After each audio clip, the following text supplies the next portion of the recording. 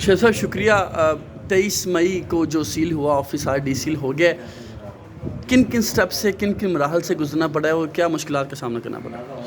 دیکھیں، سب سے زیادہ ہمیں تو مشکلات پیش آتی ہیں نادیدہ طاقتوں سے، اندیکھے ہاتھوں سے جو ان کے پیچھے ہوتے ہیں. کرتوت تو جو کرنے والے ہوتے ہیں نا، یہ تو کٹ پتلی ہیں امپلائیز تو بیچارے، لیکن پیچھے کرانے والے جو ہوتے ہیں وہ کچھ اور ہوتے ہیں. سب سے بڑا پرابلم ہمیں اس دن یہ ہوا کہ رات کی تاریکی میں جو کچھ انہوں نے کیا، سارے میڈیا کے سامنے ہم آئے، ہم نے کہا جی کوئی آرڈر بتا دیں، کوئی نوٹس بتا دیں جو آپ نے کیا ہو، کوئی سنگل آرڈر. آپ کو یاد ہوگا وہ عبداللہ یہاں تھا اے ڈی سی جی، ہمارا عمر ایوب تھا، میں تھا، گوہر تھا، ہم سب نے پوچھا کہ جی آپ دکھائیں. کچھ نہیں تھا، بلکہ ہماری آنکھوں کے سامنے ہمارے وہ پریزیڈنٹ کو اٹھا کے لے گئے.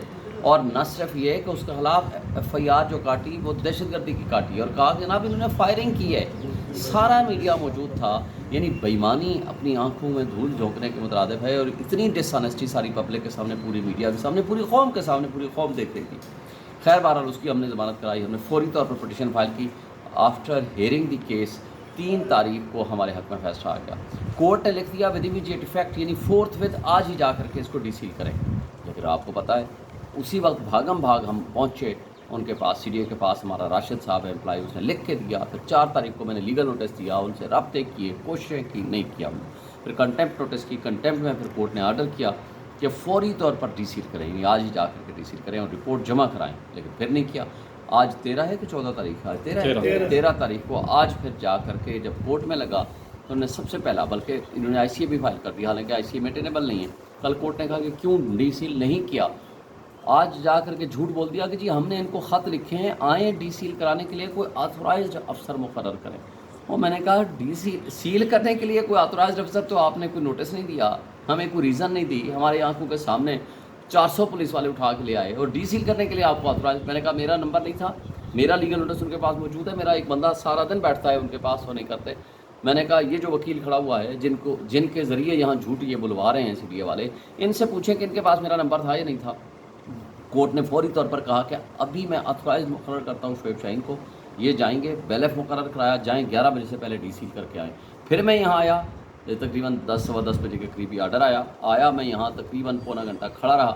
پھر یہ لوگ نہیں آئے. میں نے ویڈیو بنائی، حافظ عرفات کو بھیجی اور سی ٹی اے والوں سے بھی رابطہ کیا. بیل ایف بھی کھڑا رہا. بہرحال وہ پھر نہیں آئے. میں نے جا کر کورٹ کو بتایا. اس کے بعد آ کر کے انہوں نے وہ ڈی سیل کیا. میرے بیٹے نے اس کو پھر ڈی سیلنگ والا جو آرڈر ہے اس کو ریسیو کیا، وہ ہم نے پھر کورٹ سے آرڈر کو واپس لیا.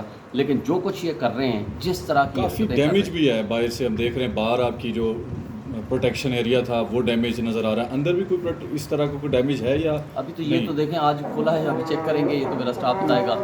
لیکن جو کچھ انہوں نے کیا ہے، اس ڈیمیج کیا ہے، اس کے اوپر تو ہم ڈیمیج سوٹ فائل کریں گے ان تمام لوگوں کے خلاف جنہوں نے یہ حرکتیں کی ہیں. نمبر 1.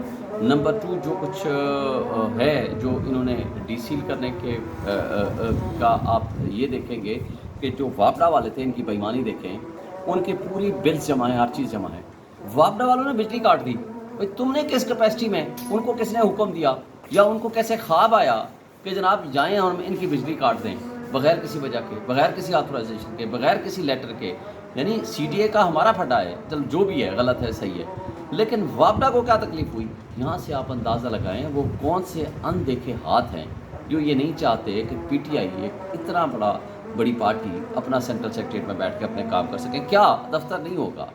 میں نے تو آج فیصلہ کیا تھا اپنے سارے دوستوں کو کہ آج اگر یہ نہیں کرتے نا تو احتجاجاً میں نے یہاں خیمہ لگانا تھا، میں نے خود بیٹھنا تھا، یہاں کام کرنا تھا، اور پورے آفس کو کہنا تھا کہ یہاں بیٹھ کے اتنی بڑی پولیٹیکل پارٹی کا جو دفتر ہے وہ ہم خیمے میں بیٹھ کے اپنے کام کریں گے. Thank you.